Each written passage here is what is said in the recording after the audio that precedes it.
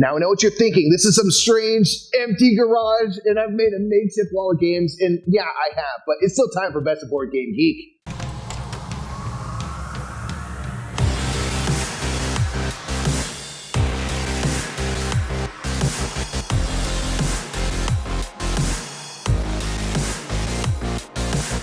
What's up, everybody? I'm Mike from the Brothers Murph. My brother Nick will be joining a little bit later in a couple of segments. But it's time for Best of Board Game Geek. We are in the middle of a move, but there's a ton of stuff going on Board Game Geek. We have the hottest games we're going to talk about. And let's go ahead and start off with a bit of Board Game Geek news.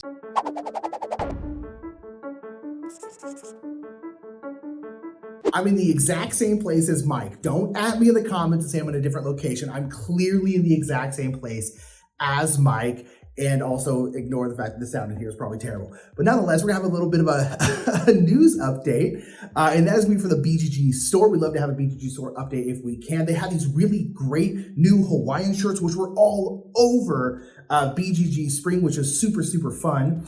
And they were really, really cool. I really liked them a lot. There are also some new game night shirts, which look really nice and are also super soft and comfy. There are the new, well, actually not new, but the Quacks of Quined Geek Up Bits are back in stock.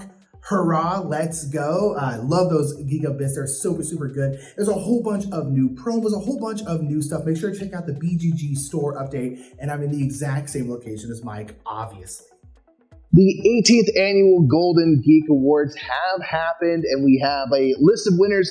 2 games in particular kind of taking on multiple awards. One would be Sky Team taking the 2-player game, best 2-player game, as well as best cooperative game. And then the kind of big daddy Hegemony, which really dominated a lot of the hotness, and you'll see it here in a minute, not going to lie, won for best heavy game, most innovative game, and best thematic game as well. Congrats to all of the winners. You can go ahead and check the post in the description of this video to see all of the winners of the various categories. Congrats to all those winners.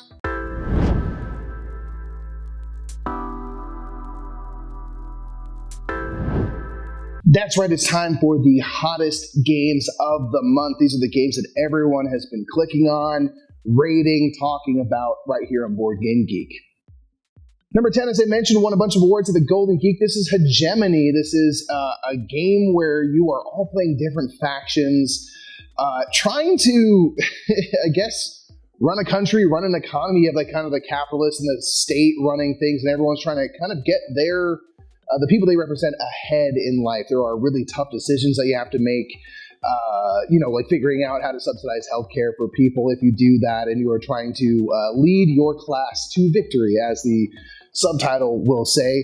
This is one that we're personally really interested to try, just because it seems to do a good job of kind of replicating the way it works in the real world. I think it'd be really interesting to play this game as kind of an experiment to see how that kind of feels if you're the one in charge of those things. And everything we've heard of on a mechanical level and stuff has been really top notch, which again, you see kind of why it's won awards and things like that. So that is number 10, Hegemony. Number 9 is some Reiner Knizia goodness in the form of Rebirth. This is another Reiner Knizia tile laying game where you are repopulating Scotland after kind of it's fallen off, and now it's being rebirthed, reborn. And you are doing this in the form of placing out tiles, which will represent energy and food farms and settlements. And you're going around placing on the board, and there are some spaces that are marked for energy farms or food farms, and the settlements are kind of predestined and stuff. And where you place out your tiles, you're only going to have one in hand at a time, will score in different ways, often immediately. So if you add an energy farm to an existing group of energy farms, it becomes more valuable for you because you're scoring for your cluster. There are also castles where the amount of tiles you have around a castle space will give you kind of control of that castle, which will be worth 8 points, or 5 points, I should say, at the end of the game. There's all these little things you can do by placing out these tiles, but it's that kind of great, super straightforward, simple Reiner Knizia classic mechanisms of like very easy to learn and get into. Then as you start to play, deeper strategies start to emerge. So that's number 9, Rebirth. Next one up is one that is personally on my want to play list. This is a Gest of Robin Hood. This is a coin game, which is a war game. And this is the second in the Irregular Conflict series. So these are games, a 2-player war game specifically, showing the famous throwdown between Robin Hood and his merry men and the Sheriff of Nottingham.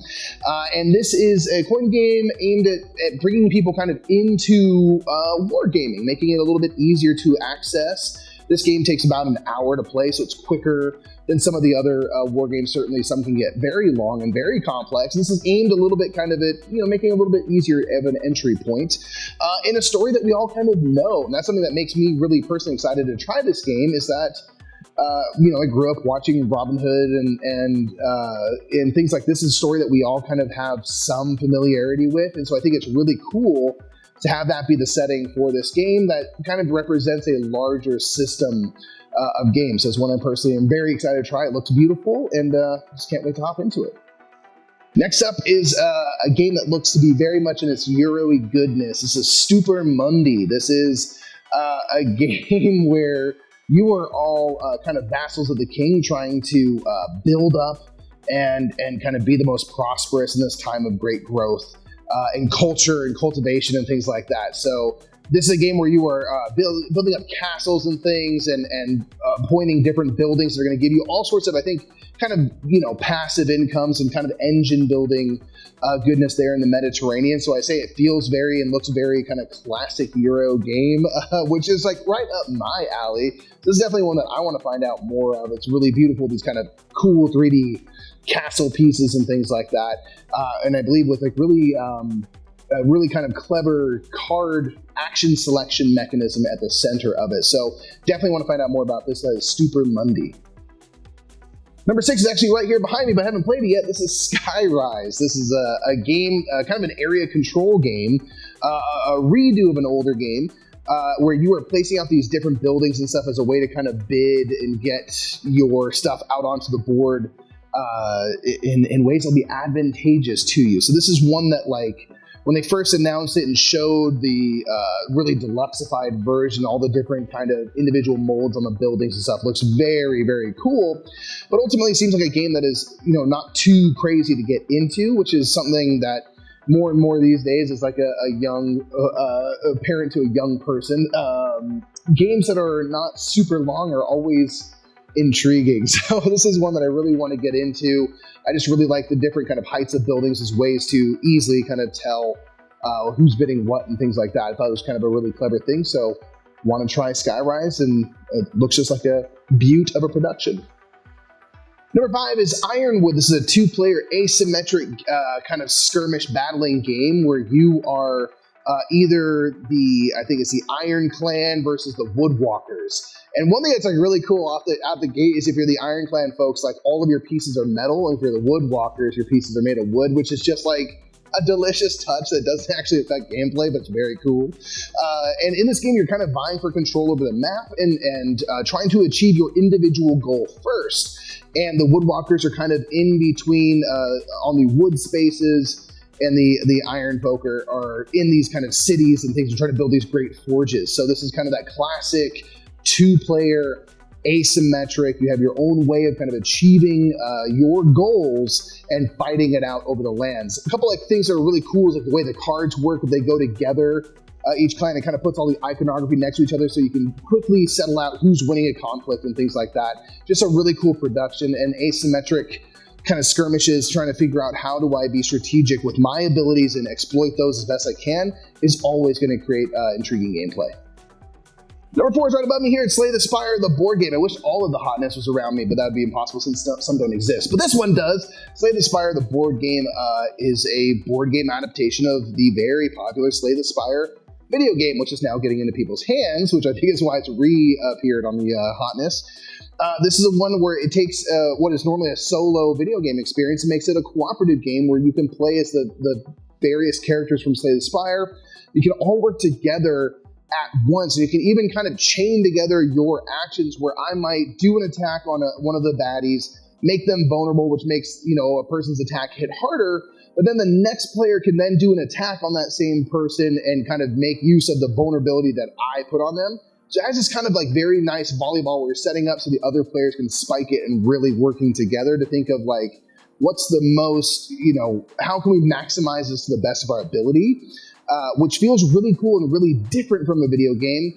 but then all the cards and the abilities of the characters and stuff feel very familiar because you maybe are like me and have played the video game for many hundreds of hours. So I love that kind of blend of something that's really familiar, but then there's new things I can do with these types of cards and actions that I've played a lot with already. I think it's really fun and exciting. So it's one that Nick and I are personally big fans of. Slay the Spire, the board game. Number 3, I had a chance to play at BGG Spring. This is Harmonies. This is a game where you're going to be taking these circular tokens. You'll take a little lot of 3 of them, and then put them onto your player board in any of the available spaces. And certain times you can even stack up 2 or even 3 high. And you are going to be doing this to do 2 things. These are types of ecosystems you're placing out. So you might be building trees or mountains or cities and things like that. And you are going to want to arrange things on your board so that they satisfy their individual scorings. Like, for example, mountains, you can't have just one solo mountain. You need to have at least 2 connected to make kind of a mountain range. And then the heights of those mountains will score you points, but then also you're going to be collecting these animal cards and trying to fulfill their specific conditions, and they might want to have a city in the middle of things that typically wouldn't make the cities valuable. So you're trying to balance, find harmony between those 2 things. How do I build just kind of the landscapes to my the likings for their individual types, and then also how do I satisfy as many of these cards as well to get as many points as possible. I found it to be really slick. It's nice and quick. It's got a great look to it, one that I really, really enjoyed playing, and I could see being kind of like a Cascadia, which is compared to. I don't think they're that similar truly in gameplay, but there's a similar level of breeziness and appeal that I think will keep it coming back. Number 2 is the next game from Devere, which is in one of those kind of smaller boxes but offers big gameplay. This is Sand. This is a pick up and deliver game mostly, where you are going through and trying to find routes to go to get items back and forth to different folks in different towns and gain gold, which kind of represents the prosperity of your business. You're riding on caterpillars, which I think is amazing, and you can even kind of upgrade your caterpillars and stuff so you can start to be more efficient in how you move around. I think Devere's done a great job personally of just building up a reputation where they're kind of in that category now for us personally, where anytime they have a game that's going to be in that kind of the Red Cathedral, White Castle size box, I'm going to want to try that game because they've done so much cool stuff in these kind of not so big of packages, which is really, really impressive. So cannot wait to try Sand. I wanted to play BGG Spring. It didn't happen, alas, but I hope to get to it real soon. Number 1 is also number 1 in my heart. Not that that matters, that I can't affect the outcome of Hotness, was one I'm really excited for. This is Black Forest. Tito Lorenz teamed up with Uwe Rosenberg to design this one, and it uses the kind of resource wheels that you've seen in other Uwe Rosenberg games, most famously in Glass Road, Randenburger Canal just a couple years ago. And it kind of takes that here where you are kind of going around to these different locations and making use of the specialists there to build buildings, get animals and stuff, and kind of do a lot of classic Uwe Rosenberg type stuff, which is very exciting. For a long time, A Feast for Odin was my number 1 game. Le Havre and so many others are ones that Nick and I personally enjoy. Uwe Rosenberg seems to make games right in the heart of this, and I'm excited to see this team up with Tito Lorenz and see what they kind of brought to it, and obviously borrowing from some hallmark well-used and well-loved Uwe Rosenberg mechanisms. So I'm really curious to see how the resource wheels, I should say there's 2 of them, play out in this one, and can't wait to find out more. All right, let's finish up the Hotness with the 10 most played games of the month. I have them on my iPad right here. We have some shakeups in here. Number 10, we have Star Wars Unlimited with 7,001 logged plays. That's pretty darn good for Star Wars Unlimited. We had Forest Shuffle with 7,114. Wingspan is usually on this list, and it is 7,822. We have Marvel Champions. Marvel Champions was usually always number 2 or 3, and now it's number 8. Number 7 is pretty far down here with 7,838. We have Sea Salt and Paper.